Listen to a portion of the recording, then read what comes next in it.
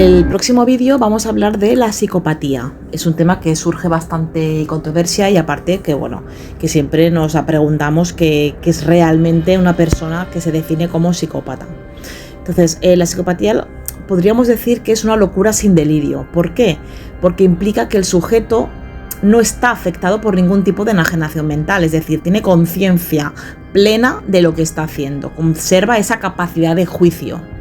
¿Qué explicaciones podemos dar al respecto? Bueno, pues desde la psicobiología lo que hacen es que nos indican que esta conducta, psicopática podría deberse al hecho de que estas personas tienen una menor actividad en las áreas prefrontales del cerebro. ¿Y esto qué significa? Es la región que está encargada del razonamiento. Evidentemente, si hay un problema en esta área, quiere decir que esa persona que está afectada no tiene esa capacidad de razonamiento que podríamos tener el resto.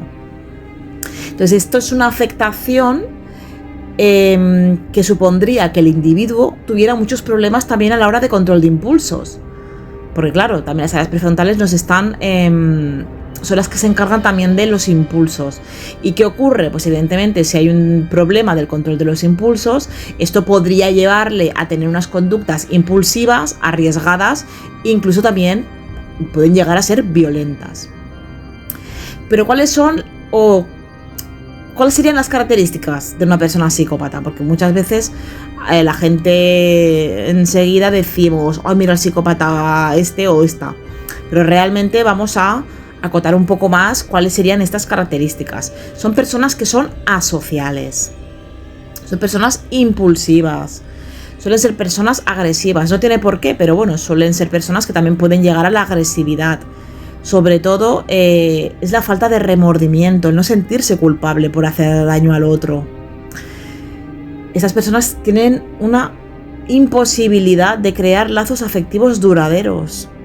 Precisamente pues por la falta de empatía, por el no saber comprender el punto de vista del otro, ¿no? O sea, para poder establecer una relación duradera con alguien, ya sea de amistad o de pareja, lo que sea, claro, tú necesitas poder comprender al otro. Si no comprendes al otro, es imposible que se creen lazos realmente. Suelen ser personas que también pueden dar una apariencia de trato muy agradable, ¿no? Así a simple vista. Y hay una superficialidad emocional, evidentemente son personas que no son nada emotivas, pero Además, a veces se confunde mucho los conceptos de sociopatía y psicopatía. Se utilizan como sinónimos, pero realmente no lo son. Hay teorías que inciden en el hecho de que la sociopatía estaría mucho más relacionada con estilos cognitivos y educativos, mientras que la psicopatía estaría más hacia aspectos biológicos.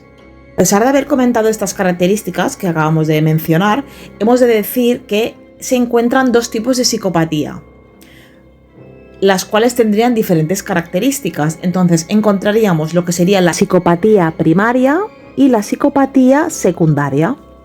La psicopatía primaria sería el psicópata puro y duro, aquel típico que cuando vamos al cine nos lo muestran como el insensible, lo peor, que asesina, que hace de todo.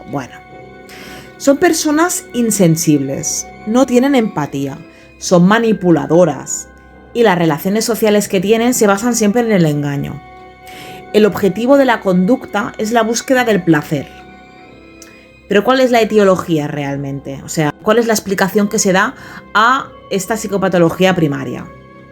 Pues aquí hay una teoría que sería la teoría del bajo miedo. ¿Qué nos dice esta teoría? Es una teoría bastante interesante, Lo que nos dice es que forma parte de cualquier especie experimentar el miedo, ¿de acuerdo? O sea, es evidente, hay unas emociones primarias y entre ellas, obviamente, está el miedo. Y el miedo aparte es necesario para poder salir huyendo, ¿no? En un momento de peligro. Entonces, el miedo nos ayuda a la supervivencia de la especie. Cualquier especie activa este mecanismo de miedo y sale huyendo.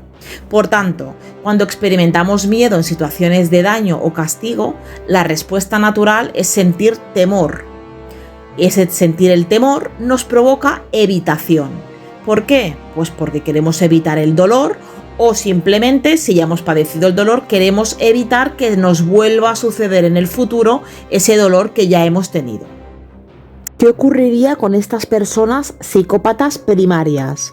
El problema es que no sienten el miedo, o sea, no lo sienten, o sea, esta emoción primaria no la tienen, como la podríamos tener cualquier persona en situación de peligro. ¿Qué ocurre?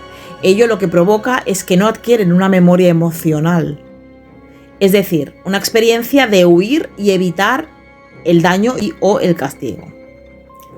Entonces no responderán con temor ante señales de amenaza, porque como no sienten el miedo, no han interiorizado, pues es como que ni sienten ni padecen. Vamos, fríos totalmente.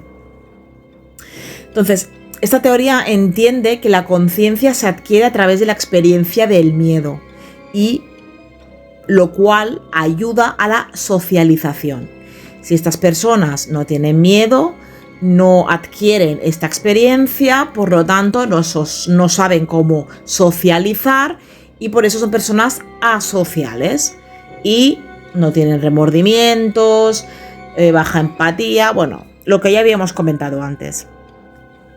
Que al no tener miedo no se adquiere una conciencia y por tanto se tendría una conducta muy poco socializada, lo que daría el desarrollo de una conciencia débil o ausente, que es mucho peor. Entonces, este perfil psicopático tiene bajo temor al miedo y las posibles consecuencias que haya, ¿vale? O sea, eso sería lo que sería el psicópata primario. En cuanto a la psicopatía secundaria, esta podríamos relacionarla con lo que sería la sociopatía, que mencionábamos antes, que eran diferentes. Bueno, pues la sociopatía estaría relacionada con esta psicopatía secundaria. Estas personas no tienen por qué llegar al crimen, realmente. Aunque sí que es cierto que el hecho de que sean más impulsivas y tengan esa necesidad y esa persistente búsqueda de sensaciones intensas les hace más vulnerables a cometer un crimen que una persona que no tiene esas características. Pero no tienen por qué llegar a matar a alguien, por ejemplo. Tienen problemas también para establecer metas a largo plazo. Y en esta categoría de psicopatía secundaria encontramos lo que sería ya el extremo, que sería la psicopatía secundaria disfuncional, en el que aquí sí que aparecen conductas agresivas y violentas, ¿vale? Personas que actúan con una impulsividad tremenda, pues no piensan en las consecuencias. Además, presentan una gran dificultad para tolerar el aburrimiento. Por tanto, habría un trastorno del desarrollo marcado por una conducta antisocial. Vemos el primero como frío, insensible, calculador, ¿no? Mientras el segundo es impulsivo y agresivo. Yo creo que esta sería la gran diferenciación, así como un micro resumen de lo que sería el psicópata primario y secundario. Así que nada, es algo bastante sencillo este vídeo, pero bueno, simplemente para que nos hagamos una idea y para que sepamos que hay una teoría que explica por qué hay personas que son psicópatas, que las encontraríamos dentro de la psicopatía primaria, ¿no? Que sería la teoría del bajo miedo, y luego ya encontraríamos la psicopatía secundaria, que no tienen por qué llegar al crimen, pero bueno, si hay cuando ya estamos en el extremo, que es el disfuncional, ahí evidentemente pues ya podemos encontrar personas que sean violentas y agresivas, pero vemos que realmente cuál es la diferencia, ¿eh? Unos son fríos, calculadores, y los otros son impulsivos, sangre caliente, necesidad de expresar esa ira que llevan dentro. Así que bueno, espero que os haya servido y un saludo y hasta otro vídeo.